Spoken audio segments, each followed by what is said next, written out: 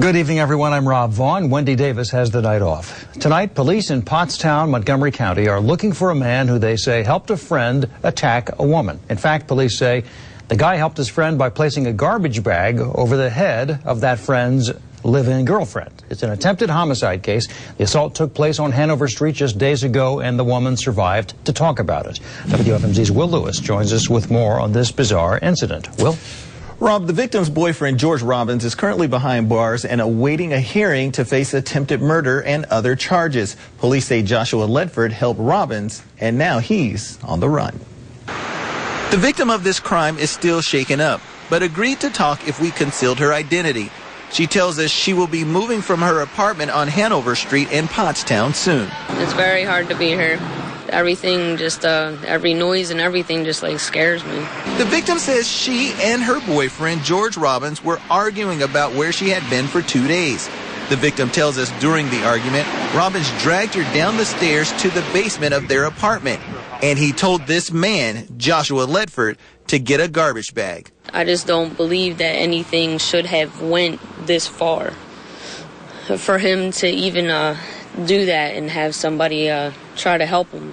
Court documents show that George Robbins admits he asked Ledford to grab the garbage bag. Robbins also said his girlfriend was a drug addict.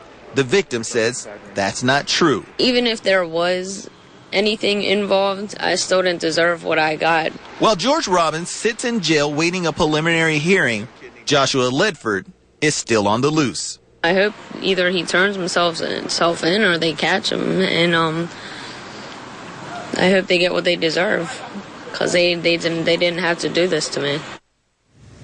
Pottstown police tell us that Joshua Ledford knows they are looking for him. Ledford is 27 years old, 5 feet 9 inches tall, and weighs 180 pounds. If you see him, call the Pottstown police. Rob? All right, Will, thanks very much. In other news tonight, police in Bucks County have identified the body of a hunter who was found dead in the woods near Quakertown, but they're still trying to find out exactly how he died. Investigators say 52-year-old Barry Grow was shot Monday morning while he was hunting in Richland Township. WFMZ's Bo Koltnow has more. 40 years, so this was very routine for him to go out and hunt every year. But the first day of hunting season took a tragic turn for 52-year-old Barry Grow of Quakertown. At some point in time was shot. We're just not sure how that occurred. Police say between 10:30 and 12:40 Monday morning, Grow was shot in the arm. The bullet then ripped through to his chest, killing him. This after police say Grow called his wife Teresa, informing her of his own kill, a 9-point buck. Police say Grow had dragged the deer 300 yards from the woods and needed his son's help to bring it home. He was a very good father. He did everything with his boys. He was an avid hunter, fisherman, everything. Police say the owner of the farm along California Road in Richland Township discovered the body while hunting. Tuesday morning, investigators were once again on the scene, looking for clues and trying to determine where the fatal shot came from. It's going to be a hole in the family, and we're going to miss him.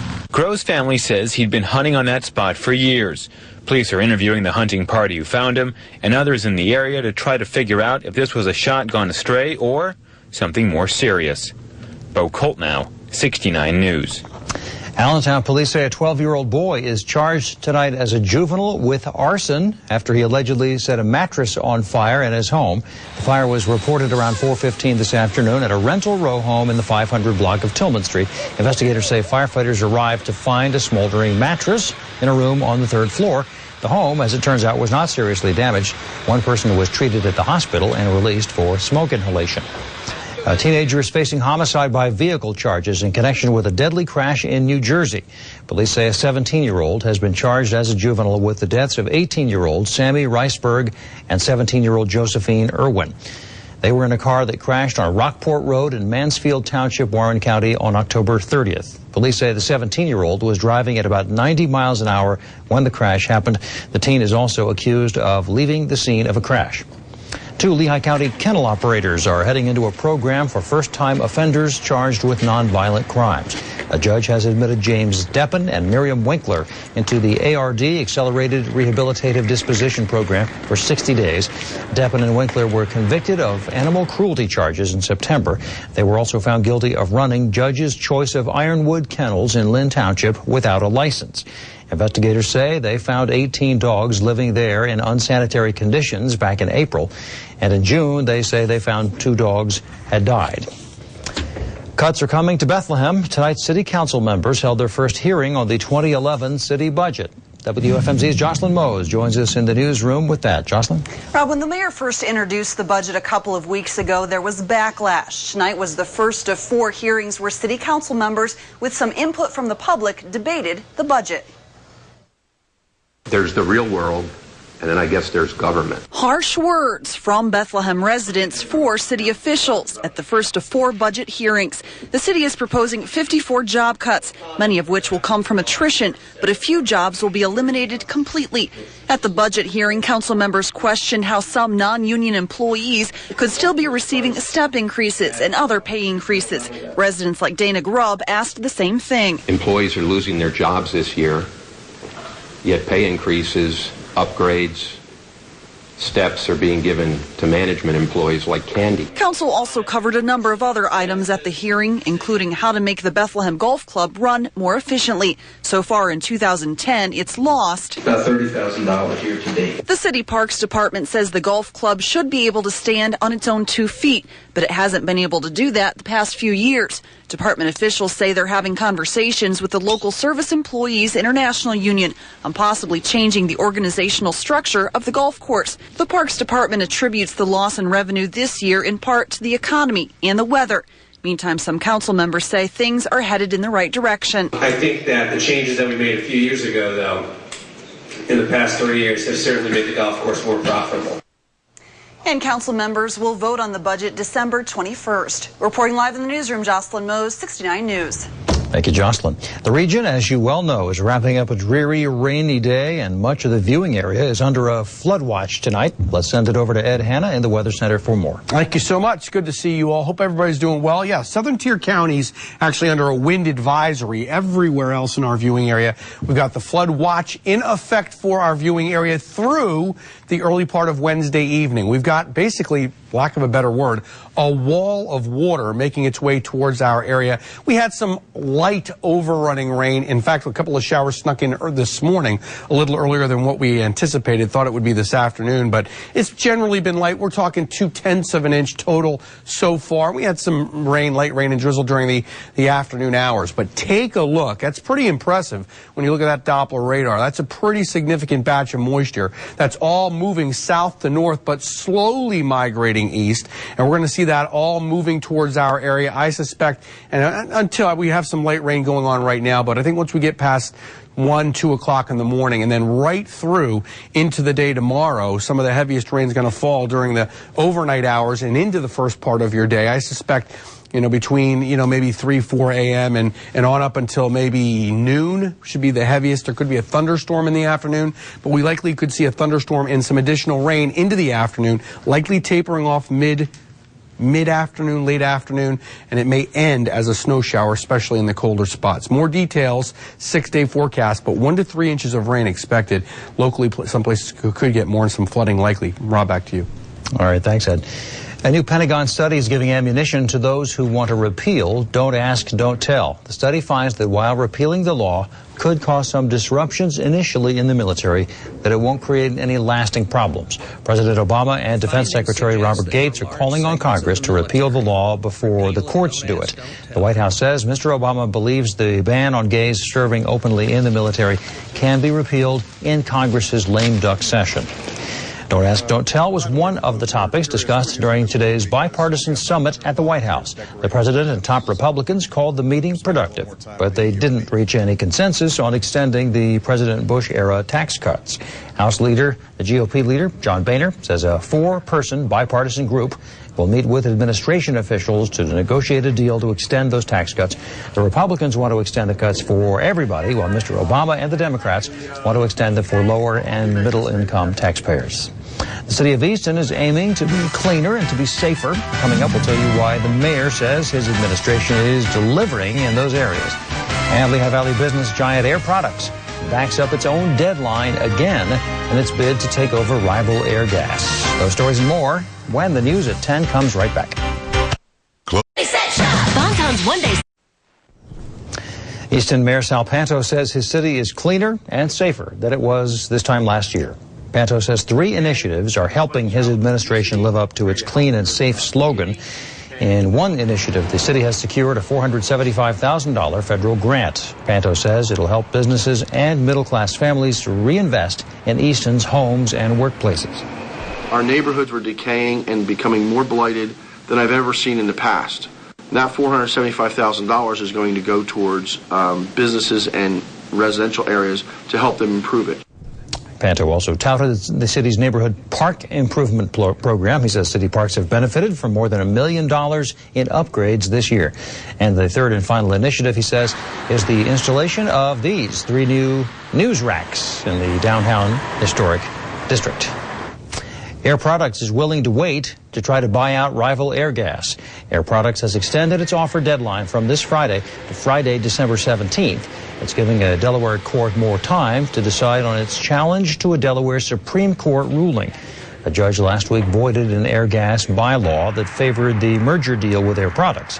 Air Products offer values Air Gas. It's $65.50 a share. Air Gas says the offer is undervalued. UGI's natural gas customers are getting a break for the holidays. The Reading-based company says the average customer's bill will fall about 8% because of lower wholesale natural gas prices. The price decrease goes into effect tomorrow. And this is the second straight year that UGI customers are getting a price break.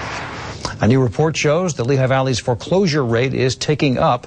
The rate climbed to 3.06% in September, according to real estate data firm CoreLogic. That's up slightly from the August mark of 3%. It's up almost a full percentage point from September of 2009. And we'll be right back. Now, AccuWeather on a rainy night. Here is Chief Meteorologist Ed Hanna. It's a rainy night. We had a break, a couple of hours here through the early evening hours where there wasn't a whole lot going on. When I talked to you at 5 o'clock, you could sort of see that hole with rain to our west, rain to the north, and obviously that's making its way back into the area. Some of those holes filling back in on the radar. You'll see, obviously, again, wind advisory, southern counties. Everywhere else, we've got the flood watch in effect here throughout the overnight hours, right through into your day on Wednesday. Temperatures remarkably mild. For this time of year, normal daytime highs should be in the mid-40s. So this time of night. You're talking about temperatures that are just really very mild. Take a look. Best to call it a wall of water. Look at it. I mean, it's really quite impressive when you look at some of these colors embedded in there. Not only darker shades of green, but also some yellows. And that's where you're talking about some real heavy rain. And so while all of this is kind of moving up from the Gulf of Mexico, it's going to also slowly shift east. And so what we've got right now in our area is generally spotty. But what's going to happen is this steadier band of rain is going to migrate east. And so, I think once we get past 1, 2 o'clock in the morning, right through and into the day tomorrow, I think this is just going to continue. So remember, it's not just going to slide over. It's basically moving south to north while it's slowly, at a snail's pace, moving across, which is why we're thinking 1 to 3 inches of rain is a pretty sure bet here, looking at throughout eastern Pennsylvania, western New Jersey. Locally, there could be some places that end up with more. We'll watch as we see this area of low pressure lift up through the area. Cold air wraps on the back edge, so there may be a snow shower or two as it ends, thinking mid to late afternoon. But boy, temperatures really cool down pretty dramatically later on tomorrow night. And then we've got temperatures cooler than normal for right on through and into your weekend. So let's tell you about your forecast here. 49 degrees. It's just unbelievable. Our overnight low tonight, warmer than the normal daytime high by 4 degrees. It's really incredible, this storm, certainly on the warm side. Breezy. Rain right now just spotty, but as we go throughout your overnight hours, it will pick up, it will get heavier, and flooding is certainly a possibility. 58 degrees your daytime high. That high occurs earlier in the day. Temperatures dropping through the 40s in the afternoon. Rain, some of it heavy at times. Again, flooding, especially poor drainage, low-lying areas. Some streets, highways could have some ponding, creeks, streams, and smaller rivers, certainly. Southeast winds. I'm concerned we may see some gusts 30 or 40 miles an hour. And again, it may end as a snow shower in some spots. Temperatures dropping pretty rapidly then tomorrow night as that drier air moves in late, probably late afternoon, early evening. Could be a thunderstorm as well. Thursday 41, Friday 42. That clipper on Sunday, a bit of snow or flurries. Some models hinting that strong northwest flow keeps that moisture to our south, just grazing us. But we'll have time to update you on that. For now, be aware, 1 to 3 inches of rain, the heavy stuff on the way here. But it's going to be rain because it's mild. And tail end, maybe a snow shower. All right. Thanks, Ed. Up next in sports tonight, Northern Lehigh's football team is preparing for a fast football team in this week's state playoff game. We'll have that story. And Lafayette's men were on the court tonight hosting Princeton. Troy has highlights next. 0 down, 0 first payment. 69 Sports.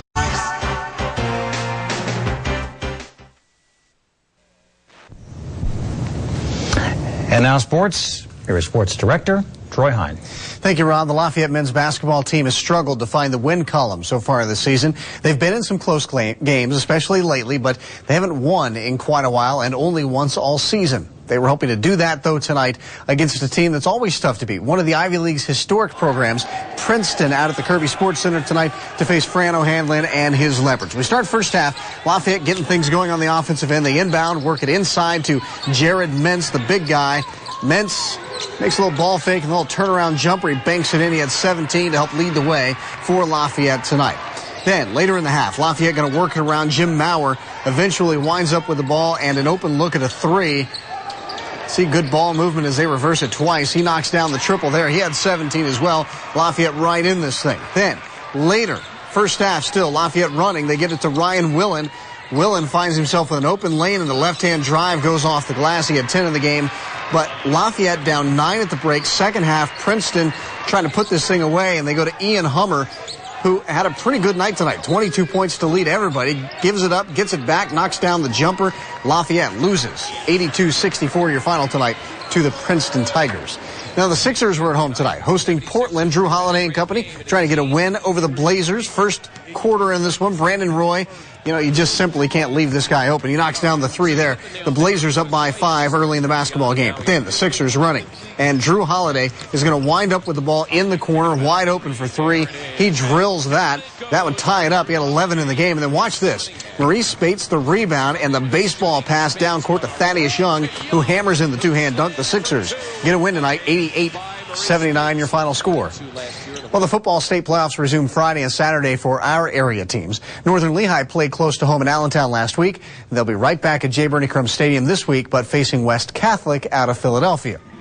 As well as Northern Lehigh played last week in that win, the Bulldogs players understand they may have to take it up a notch when they get on the field this week. West Catholic is a team with size and speed, a team that makes big plays, and the Bulldogs know that means they'll have to be fundamentally sound again. I think defensively they fly to the football, they give you different fronts, and they blitz a lot. So our key is going to be making sure that we block someone every play. Offensively, they don't run a whole lot, which is nice, but on the other hand, everything they run well. Offensively, we got to step it up. The line's got to continue to do a good job. Defense, same thing. We have to stop their run, and when they take shots, our secondary's got to step up like they've been doing. Speaking of football, the Lehigh football team goes on the road again in the second round of the FCS playoffs. This trip is to Delaware after the road win at Northern Iowa. At least they're not in a dome this time, but it might be chilly down there in Delaware. Lehigh and the Blue Hens meet Saturday at noon. It'll be on Delaware's home field. They did this several years ago. They beat Western Illinois in round 1, then went to Delaware and lost. We'll see if they can change that around this time and maybe get a win at Delaware. Yep. It'll be tough. And it will be cold, I believe, based on what it is. I think you're probably right. Yeah, I saw that. A little different from the dome. Yeah. Thanks, Troy. Now a look at stories you'll see coming up next on the Bricks Edition. Today, unemployment benefits run out for millions of Americans. I'm Pam Cunningham in Reading. Coming up, I'll explain one man's story and how he's getting by.